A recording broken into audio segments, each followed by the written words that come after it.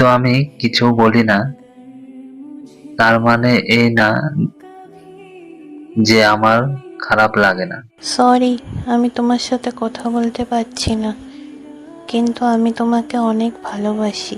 বসে আজ মন চাই বলি হেসে হেসে তোমাকে।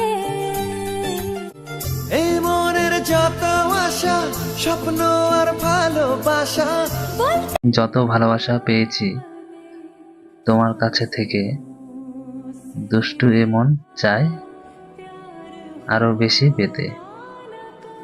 কি জানি তোমার মধ্যে কি আছে,